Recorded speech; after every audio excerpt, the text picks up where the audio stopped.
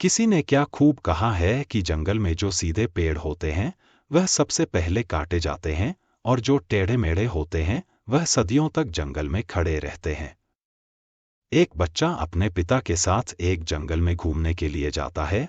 वो दूर से देखता है कि एक शेर हिरण का शिकार कर रहा था। उसे बच्चे के मन में एक करुणा का भाव उदय होता है। वह अपने पिता से कहता है कि पिताजी, यह हिरण तो कमजोर है और वो शेर उसको खा रहा है। हमें उसे हिरण को बचाना चाहिए। यह सुनकर पिता कहते हैं, लेकिन वो शेर भी तो भूख है। अगर तुम हिरण को बचाओगे तो तुम शेर के लिए बुरे बन जाओगे। तो इस परिस्थिति में तुम क्या कर सकते हो? अब यह बात हम सबके लिए सोचने की एक जगह, जहां हम किसी का फायदा कर रहे होते हैं, दूसरी जगह किसी का नुकसान कर रहे होते हैं। जैसे एक सिक्के के दो पहलू होते हैं, उसी तरह अच्छाई और बुराई के भी दो पहलू होते हैं। तो सवाल यह है कि किसी आदमी को कोई अच्छा काम करना है, अच्छा बनना है, तो वो किस तरह का काम करे जो किसी को आहत ना पहुंचाए। तो आज की जो कहानी मैं आपको सुनने वाला हूं, उसमें आपको कर्मों का पूरा ज्ञान मिलेगा कि असल में कर्म क्या है और कर्म अच्छे कर्म क्या होते हैं। इससे पहले कि आप इस कहानी में खो जाएं, इस चैनल को सब्सक्राइब जरूर कर ले। तो चलिए मॉरल स्टोरी इन हिंदी शुरू करते हैं। बात उस समय की है जब गुरुकुल में शिक्षाएं हुआ करती थी। मतलब गुरुकुल में बच्चे सीखने के लिए जाते थे, वहीं पर रहते थे, वहीं पर प्रकृति का आनंद लेते थे और वहीं पर अपनी शिक्षाएं ग्रहण करते थे। ऐसे बेरों गांव का मोहन नाम का युवक गुरुकुल में पढ़ाई करने के लिए जाता है। उसके माता पिता उसे बचपन में ही उसे गुरुकुल में भेज देते हैं। गुरुकुल में जाने के बाद बहुत सालों तक वह अपने सहपाठियों के साथ बहुत अच्छी शिक्षाएं ग्रहण करता है। उसे वहां पर जीवन के सिद्धांत सिखाए जाते हैं। उनमें से एक सिद्धांत यह सिखाया जाता है कि हमेशा भलाई का काम करो, अच्छा कम करो, सबकी मदद करो। यह ज्ञान मोहन के दिमाग में बहुत गहरे से बैठ गया था। इसलिए जब वह वापस गुरुकुल से शिक्षा ग्रहण करके आया तो वह अपने गांव में सबकी मदद करता था, हर किसी का काम करता था। कोई भी युवक उससे कोई काम करने के लिए कहता तो वो माना नहीं करता था। लेकिन जैसे जैसे समय बीतता गया, एक दिन उसने अपने कानों से छुपकर सुना कि गांव के कुछ युवक उसका मजाक बना रहे हैं। वह सब कह रहे हैं कि वह तो फायदा उठाने के लिए है, उसके तो मजे लो, उसका तो लाभ उठाओ, जितना हो सके वो किसी के काम को मना नहीं करते। वो दूसरों का काम करने के लिए अपना काम भी छोड़ देता है। बताओ कितना मूर्ख है। यह सुनने के बाद मोहन के कानों में खून उतर आया। निष्पक्ष भाव से सबकी मदद करता था, सच्चे दिल से करता था। लेकिन बदले में उसे क्या मिला, यह सुनकर उसका दिल सहम गया और उसने मन ही मन में निश्चय किया कि आज के बाद वो किसी की भी मदद नहीं करेगा। और अब मोहन गांव का ऐसे युवक बन चुका था जो किसी की मदद नहीं करता था। चाहे कोई कितनी भी परेशानी में क्यों ना हो, मोहन को कोई फर्क नहीं पड़ता था। मोहन का ये बदलाव देखकर सब गांव वाले आश्चर्यचकित हो गया। कल तक जो दया का सागर था, इतना दयालु था, कुछ ही समय में इतना निर्दय बन गया। यह देखकर मोहन माता पिता को भी उसकी बहुत चिंता हुई। उन्होंने अपने बेटे से पूछा कि बेटा, ऐसी क्या बात हो गई है, तुम इतना क्यों बदल गए हो? तो मोहन ने कहा, इस जमाने में किसी की भलाई करके कुछ हासिल नहीं होता। ये बात मैं महसूस कर चुका हूं। मैंने जीवन में जितने भी गुरुकुल से शिक्षाएं ग्रहण की, वो सारी शिक्षाएं बेकार चले गए हो, व्यर्थ हो गई। क्योंकि यह संसार किसी का नहीं है। यहां सच्चे दिल से कोई किसी की मदद दे, उसको बेवकूफ समझा जाता है। और यह कहते कहते मोहन वहीं पर रोने लगा और इसके बाद मोहन बहुत परेशान रहने लगा। उसके माता पिता पहले वाला मोहन चाहते थे, वही मोहन चाहते थे जो सब लोगों की मदद करता था। लेकिन उनका बेटा कहीं दूर निकल चुका था। दिन पे दिन हालत और भी गंभीर होती गई। एक दिन उनके माता पिता को पता चला कि पड़ोस के गांव में एक बौद्ध भिक्षु आया हुआ है और वो मानव मस्तिष्क के बारे बहुत सारी बातें बता सकता है। इसीलिए मोहन के माता पिता मोहन को लेकर उसे बहुत भिक्षु के पास पहुंचते हैं। जब वह उसे गांव में घुसते हैं तो एक औरत एक बौद्ध भिक्षु को बहुत जला कटा सुना रही थी। वो कह रही थी कि उनको शर्म नहीं आती, भीख मांगने के लिए आ जाते हैं, दरवाजे पर आकर खड़े हो जाते हैं और पता नहीं ऐसी क्या क्या बात है। लेकिन बौद्ध तो भिक्षा मांगकर ही खाते हैं, उन्हें तो सब कुछ सहना पड़ता है। इसीलिए वह बौद्ध भिक्षु एकदम शाम खड़ा हुआ था। उसमें क्रोध का भाव तिनका मात्रा भी नहीं था।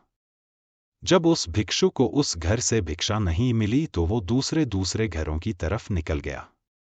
यह सारा दृश्य मोहन भी देख रहा था। इसके बाद उसके माता पिता उसे गांव के लोगों से पूछकर उसे बौद्ध भिक्षु के ठिकाने पर पहुंचते हैं। वहां पर पहुंचकर वो देखते हैं कि यह वही भिक्षु था जो गांव से भिक्षा मांगकर वापस लौट आया था, जो गांव में भिक्षा मांग रहा था और जिसे वह औरत जली कटी सुना रही थी। उसे देखने के बाद मोहन और उसके माता पिता ने उसे प्रणाम किया और वो वहीं पर बैठ गए। उसके बाद मोहन के माता पिता ने सारी परिस्थिति उसे बयान कर दी।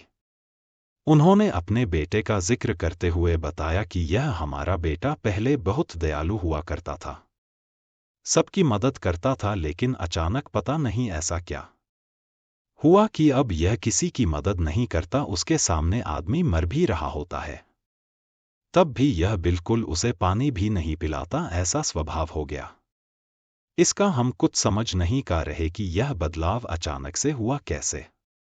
इससे पहले कि वो बौद्ध भिक्षु को जवाब देता, वो औरत जो गांव में उस भिक्षु को जली कटी सुना रही थी, वह अपने बेटे को लेकर वहीं पर पहुंच गई और हाथ जोड़कर उससे प्रार्थना करने लगी कि मेरा बेटा बहुत बीमार है।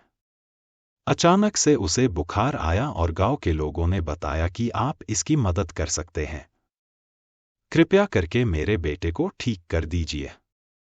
यह सुनकर वह बौद्ध भिक्षु तुरंत उस बालक का उपचार करने लग जाता है और कुछ ही देर बाद औषधियां देने के बाद वो बच्चा बिल्कुल स्वस्थ हो जाता है। यह सब देखकर वह औरत उसे कुछ दान देकर प्रणाम करके वापस लौट जाती है। यह सारा दृश्य मोहन भी देख रहा था। मोहन के मन में एक सवाल उठ रहा था और जब वह इसका कोई जवाब नहीं ढूंढ पाया तो उसने उस बौद्ध भिक्षु से पूछा, शायद आपने पहचाना नहीं, वो वही औरत थी जो आपको जली कटी सुना रही थी, जो गांव में आपको भिक्षा देने से मना कर रही थी। शायद आपने उसे पहचाना नहीं तो आप उसकी मदद नहीं करते। यह सुनकर वह बौद्ध भिक्षु मुस्कुराने लगता है। उसके बाद वो बौद्ध भिक्षु मोहन को बताता है कि दूसरों की अच्छाई करने से कुछ अवस्थाओं में दुख मिलता है, लेकिन अगर तुम कर्मों का सिद्धांत समझ लेते हो तो अच्छाई और बुराई, इसके सारे भेद तुम्हारे सामने स्पष्ट हो जाएंगे। मैं भली भांति जानता था कि वो वही औरत है, लेकिन मैंने बिना कोई बुरा भाव रखे हुए वही किया जो मेरा कर्तव्य था। जब आप किसी की भलाई या किसी की अच्छाई बिना किसी लालच के करते हो, बिना किसी बदले के करते हो, वही अच्छाई होती है। लेकिन अक्सर हम लोग जब किसी की मदद करते हैं तो हमारे मन में यही भावना बन जाती है कि बदले में वह इंसान भी मेरी मदद करे, लेकिन जरूरत पड़ने पर जब वह हमारी सहायता नहीं करता तो हमें दुख होता है। इसीलिए किसी भी इंसान के साथ बिना कुछ पाने के भाव से उसका भला करो, और उतना ही भला करो जितना तुम्हारा सामर्थ्य हो, मतलब तुम्हारी आर्थिक और शारीरिक क्षमता के हिसाब से, ताकि कल को अगर वह इंसान तुम्हारे साथ बुरा व्यवहार भी करे तो तुम्हें उसका खेद ना हो, उसका पक्षचाताप ना। मैंने तो इसके लिए इतना कुछ कर दिया और यह मेरे साथ अब ऐसा व्यवहार कर रहा है। इसीलिए किसी का उतना ही भला करो जिससे तुम आहट ना हो। दूसरी बात, किसी दूसरे परिवार के झगड़ा के बीच में तुम कभी मत पड़ना। अगर कोई पति पत्नी आपस में लड़ रहे हैं और वह पति अपनी पत्नी को पीट रहा है और तुम उसे बचाने के लिए पहुंच जाते हो कि तुम भी औरत को क्यों पीट रहे हो, तो ऐसा करना तुमको संकट में डाल सकता है, क्योंकि वही औरत जिसकी तुम मदद करने के लिए गए हो वो यह कह सकती है कि यह हमारी आपस की बात है। तुम्हें इससे क्या लेना देना और इसका तुम्हारे पास कोई जवाब नहीं होगा, इसीलिए दूसरे के फटे में कभी टांग मत अड़ाना। अगर ऐसी स्थिति कभी पैदा हो जाए, कोई तुमसे मदद मांगे तो दरबारी तक खबर पहुंचा दो, अदालत उसका फैसला करेगी। तीसरी बात, अपने विवेक का इस्तेमाल करो। अपनी आंखें खोल कर देखो कि किसे वास्तविक रूप से मदद की जरूरत है और कौन ढोंग कर रहा है। क्योंकि अक्सर लोग दया का पत्र होने का दिखावा करके आपको बेवकूफ बनाकर आपसे मदद ले लेते हैं। जैसे कि आज के युग में हम बहुत सारे जगहों पर देखते ही, बस अड्डों पर, रेलवे स्टेशन पर, कि बहुत सारे छोटे बच्चे भीख मांगते रहते हैं। अब उसमें दो स्थितियां पैदा होती है। अगर आप उनको भीख देते हो तो आप भीख मांगने को बढ़ावा देते हो, और अगर भीख नहीं देते हो तो वह बच्चा शायद आज खाना भी ना खा पाए। इसीलिए ऐसी स्थिति में आपको अपने विवेक का इस्तेमाल करना चाहिए। आप उसको पैसे देने की बजाय खाना खिला सकते हो या कुछ किताबें दिला सकते हो। इसीलिए सही तरीके से मदद करने के लिए विवेक का होना बहुत जरूरी है, वरना तो आपके धन का दुरुपयोग ही होगा। और एक बात जो समझने की है कि किसी की भलाई करनी है तो उनकी भलाई करो, क्योंकि अगर तुम खुद जीवंत हो गए, अगर तुम खुद बदल गए तो पूरा जमाना अपने आप ही बदल जाएगा। इसीलिए कहीं आपने अपने मन में ये भ्रम तो नहीं बना लिया कि मैं तो अच्छा इंसान हूं और मैं दूसरों की मदद करता हूं, तो वह तुम्हारा अहंकार का रूप है। इंसान कभी पूर्ण नहीं होता, और जो अपने आप को पूर्ण समझ रहा है वह धोखे में है। इसीलिए दूसरों को बदलने की बजाय खुद को बदलने पर ध्यान दें, और इसके लिए आपको भीड़ में भी अकेला रहना सीखना होगा। आप सबके साथ हैं, सब में उपस्थित हैं, लेकिन अंदर से आप एकांत हैं, अंदर से आप शांत हैं, अंदर से आप मौन है। जब आप अपने एकांत को देख लेते हैं तो आपकी अंतरत यात्रा चालू हो जाती है। अपने अंदर के एकांत आनंद उठाने के लिए आपको ध्यान में उतरना होगा। आपको रोजमर्रा की जिंदगी में ध्यान कोई हिस्सा बनाना होगा, ध्यान को वक्त देना होगा। उसके बाद आप पाएंगे कि आपके अंदर के एकांत के समान आनंद इस दुनिया के किसी भोग में नहीं है, किसी वस्तु में नहीं है, किसी वासना में नहीं है। नदी के किनारे पड़ा हुआ छोटा सा पत्थर भी उसे नदी के भाव से कट कट कर बहुत मुलायम हो जाता है। उसमें कोई दरार, कोई कोना नहीं बचत। उसी तरह ध्यान के निरंतर भाव में बहाने से उसी तरह निर्मल हो जाता है, जिसके बाद हम किसी भी चीज को महसूस कर सकते हैं, जिसके बाद हम वर्तमान का मतलब समझते हैं, जिसके बाद हमारे अंदर करुणा का उदय होता है। वो करुणा जो किसी विषय वस्तु से नहीं जुड़ी हुई। इसीलिए दोस्तों, आज से ही अपनी अंतर यात्रा चालू कर दें। अपने जीवन के आनंद को पहचानें, क्योंकि इंसान की जिंदगी बहुत छोटी है। पता नहीं कब आखिरी सांस आ जाए, तो जीवन के जो पाल बचे हैं उन्हें उसे परमानंद में बिताओ। तो दोस्तों, कैसी लगी शॉट्स ऑफ लियू कहानी, आपको कमेंट सेक्शन में जरूर बताना।